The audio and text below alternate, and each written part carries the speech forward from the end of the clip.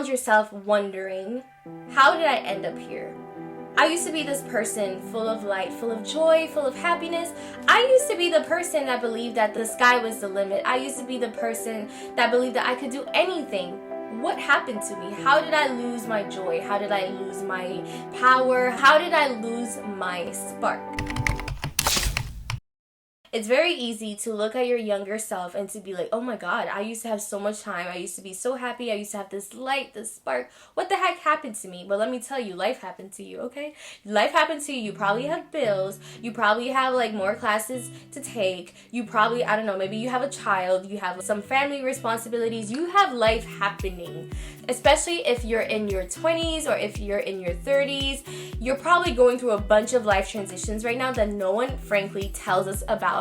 I feel like people who are about to enter their teenage years are a little bit more prepared, because when you're 10 or you're 11, you already know about those crazy teenagers, like what they do. You see it on TV, people talk about it, people are like, oh, she's gonna be a teenager soon, be careful, prepare. You hear people saying this stuff to your parents, so you know to expect some kind of radical transition during puberty. And plus, you study that in school. You know that your body's going to change, your hormones are going to change, blah, blah, blah. What no one tells you is that when you enter your 20s, especially your early 20s, actually all of your 20s to be honest, no one tells you that your 20s is like 10 years of puberty in a different way. No one tells you that. I feel like it's very similar for your 30s, at least until maybe your mid-30s. No one tells you that throughout your life, you're just going from transition to transition to transition. No one prepares you for that. So it's normal what you're going through. It's normal to feel that you're kind of spiraling out of control. It's actually normal, and I want you to know that so many people feel that way. I've spoken to a bunch of people who feel that way, especially with the state of the world, the recession, the pandemic. There's so much contributing to the way you're feeling. You haven't fumbled the bag. You haven't fumbled your life. You haven't fumbled anything. This is how my perspective changed. I realized I didn't really lose my spark, because the person that I'm looking at in my old pictures, I used to have that spark, that happiness, that joy, or whatever. That person is still me. If you find yourself being a little jealous of who you used to be, then use that as a reminder of what you're worthy of, because you are still that person on that picture. You are worthy of being happy. You are worthy of being joyful. If you went through a breakup, you are worthy of being in a happy relationship. All those things that you used to be are things that are very much still possible for you and things that you deserve. Your old self is not trying to taunt you and be like, oh my God, you used to be and now you're not this person anymore. Rather, this person is telling you, hey, this is you. This is what we should go back to, and even more. This is who you're meant to be. What if the stage that you're in is part of the process? What if it's part of your story? What if this is the part that changes everything? What if this thing that you're going through is exactly what you needed to go through in order for you to learn self-esteem, in order for you to learn the fact that you're worthy of good things happening to you, in order for you to work towards making your joy a priority, so that in the future, if someone tries to take that away from you, you have your boundaries in place. Because if you haven't worked hard to get something, it's easier for you to not pay attention and to lose it. But if you've worked hard to get yourself out of a depression, if you've worked hard to overcome anxiety, you're going to be very protective of your time, your space, your energy, and who has access to you. This season of feeling like you lost your spark is to remind you that you have a spark that needs to be lit forever. The second thing I want you to realize is that when you were younger, or when you had all those things going for yourself, probably 8 times out of 10, those things were easily achievable. So if you had so much time in school to do a lot of activities, and now that you're working full-time, you can't do those activities. Well, you're working full-time, okay? Or let's say you were younger and you had like lots of friends and parties and college and all that stuff. You were in a social environment. Of course you're gonna feel that way. Adulthood is completely different if you don't have those structures in place to maintain relationships. It's not like your fault. You didn't go out of your way to be like, I'm gonna lose everything today. No, life happened, okay? So I want you to realize that those things were given.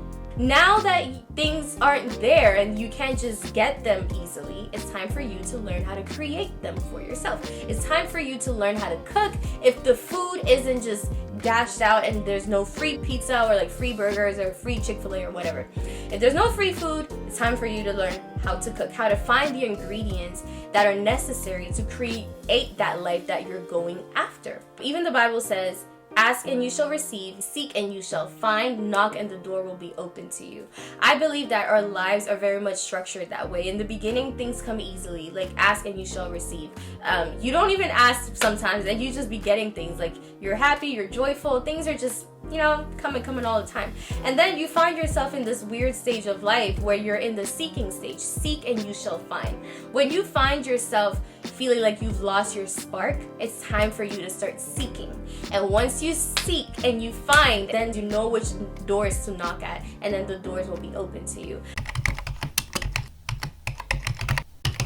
So how do you get cooking? How do you get that spark back? I want you to analyze what you used to do at the times where you feel like you had that thing going for you, where you had that spark. Write down who were you with, which kind of environments were you in, what were you watching, what kind of podcasts were you listening to, how were you dressing, okay? All those things matter. We are cooking something, we're learning the recipe. What you had before, the joy, the happiness, the glow on your face, all of those were outputs. Something had to be inputted inside of you to produce that result.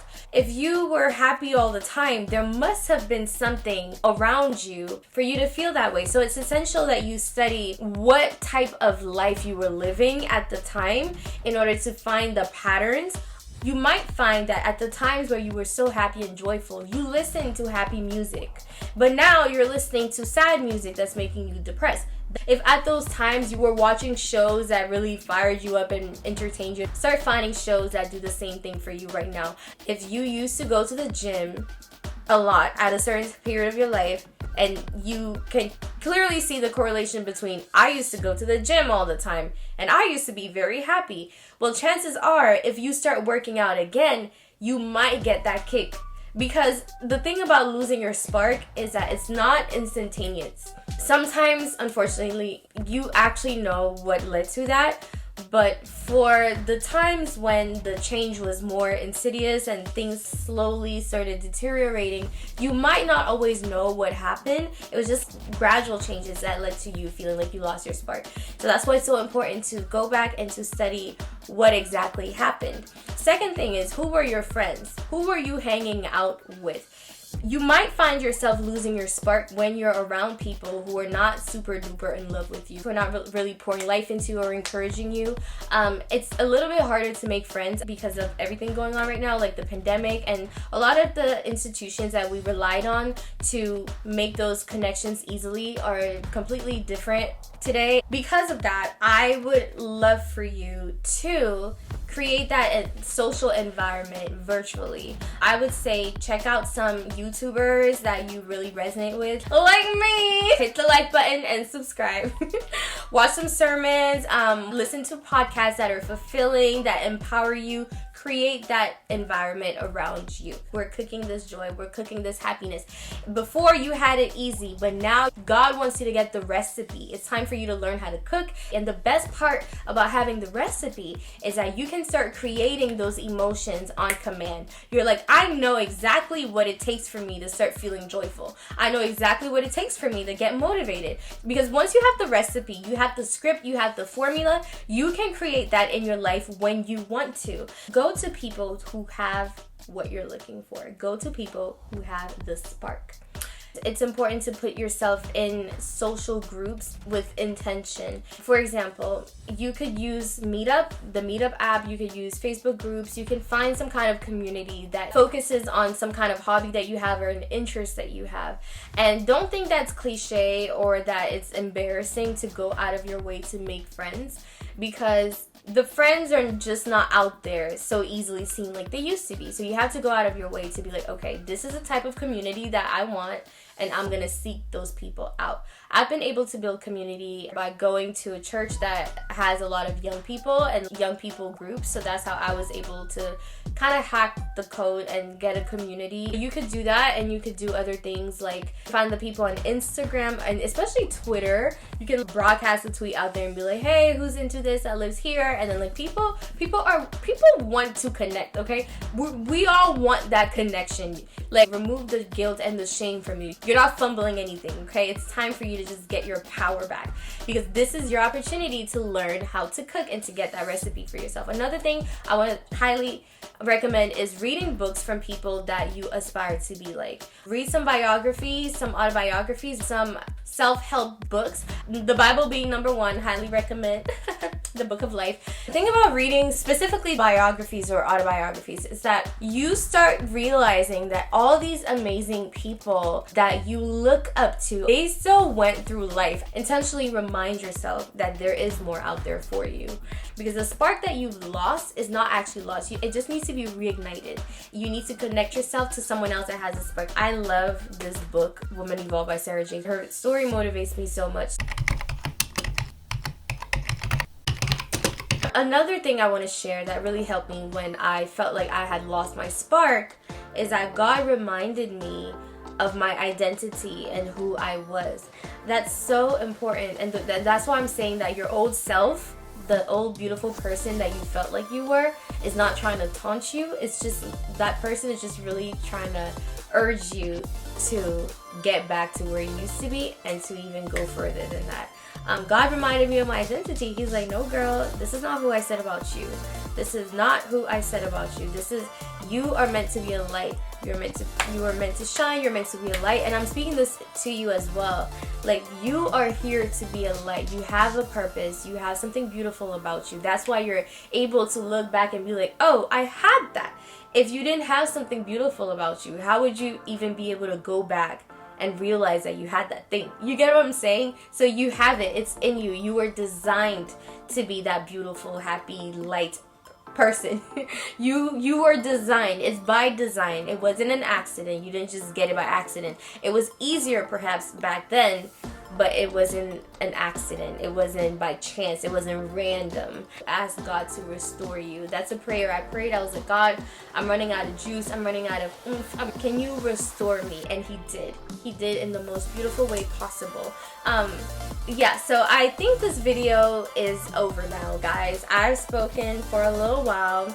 I think I've gone through most of the things I wanted to share with you today, but I really pray that you get your spark back, because it is possible and restoration is possible. And so I hope this video is helpful and encouraging, and let me know in the comments what you're going to be doing to get your spark back, how you're going to be working on yourself to get your spark back, the spark that you are worthy of. And I hope you enjoyed this video. Don't forget to like and subscribe. Bye!